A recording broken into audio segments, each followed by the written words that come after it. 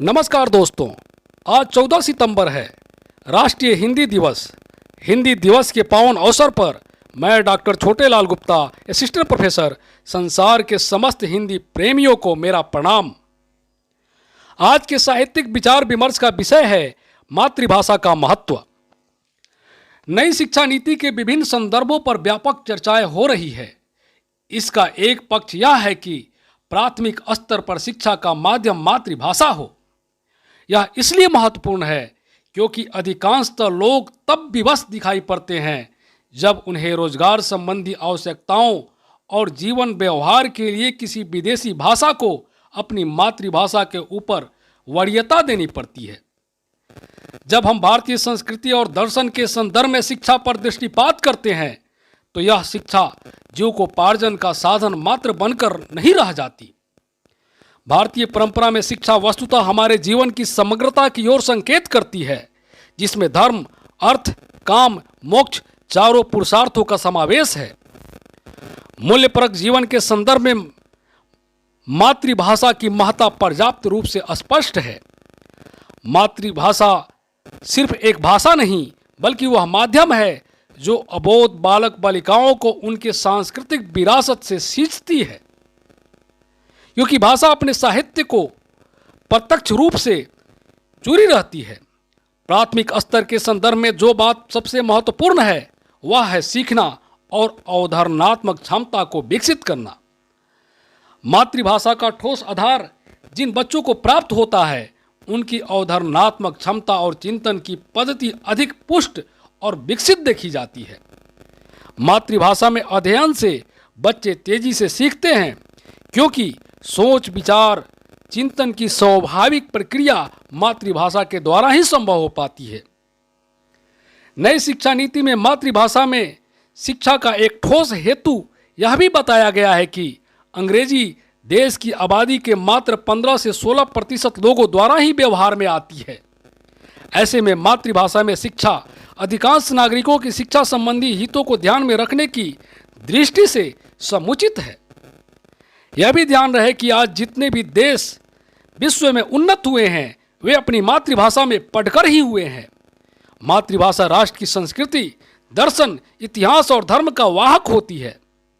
इस प्राण तत्व से जब एक बालक बालिका सिंचित होती है तो उसमें राष्ट्र का गौरव, स्वाभिमान और आत्मसम्मान जैसी भावनाएं सहज विकसित होती है।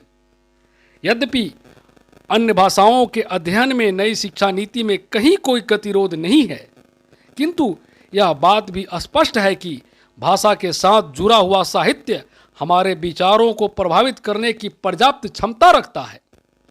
विद्यार्थियों के विचार, उनकी मानसिकता और सोच बाल्यावस्था से ही बनते हैं। ऐसे में भारतीय मूल्यों के प्रति सजग दृष्टि भाषा के द्वारा ही विकसित की जा सकती है। यहाँ यह भी उल्लेखनीय है कि अंग्रेजी माध्यम में शिक्षा हमें पाश्चात्य जीवन मूल्यों और सभ्यता की ओर ले जाती है, क्योंकि भाषा अपने साथ अपनी संस्कृति भी अपरिहार्य रूप से लेकर आती है। संसार के मानचित्र पर यदि हम दृष्टिपात करें तो पाएंगे कि अमूमन ऐसे सभी देश जिनकी अपनी भाषा विकसित न हो सकी वे वैश्विक मानचित्र पर पिछड़े हुए हैं। अफ्रीकी महाद्वीप में 40 से भी ज़्यादा देश अपनी किसी स्वतंत्र भाषा का विकास नहीं कर सके। अफ्रीकी देश विकास में बहुत पीछे है। वस्तुतः परतंत्रता एक प्रकार की मानसिकता होती है जो हमारे अलग अलग लक्षणों और क्रियाकलापों से अभिव्यक्त होती है। निज संस्कृति के गौरव की प्रतिष्ठा करने में यदि कोई सर्वाधिक समुचित माध्यम हो सकता है तो वह हमारी अपनी भाषा ही हो सकती है। जापान, चीन और इजराइल जैसे देशों का मानक भी हमारे सामने है। इजराइल की भाषा हिब्रू एक ऐसी भाषा है जो संसार के मानचित्र से लुप्त प्राय हो रही थी। आज वह जीवित है तो उसके प्रति इजराइल की प्रतिबद्धता के कारण हिब्रू देश की राजभाषा के पद पर सम्मान प्रतिष्ठित है। इजराइल स्वयं में भाषाई एकता और मातृभाषा प्रेम का एक ज्वलंत उदाहरण है। मातृभाषा किसी भी राष्ट्र के नागरिक का मूल्य होती है। उससे अलग होना वस्तुतः स्वयं की वास्तविकता से अनभिज्ञ रह जाता है। बिल्कुल वैसे ही जैसे गमले में लगा बोनसाई वट वृक्ष अपनी वास्तविकता से अनभिज्ञ रह जाता है। जापान, जर्मनी, इटली, इजराइल, चीन, रूस आदि देशों की तेज प्रगति इस मिथ्या धारणा को ध्वस्त करती है कि भाषा विकास की भाषा अंग्रेजी है। यदि ऐसा होता तो फिर ये देश भी विकास में भारत से पीछे होते।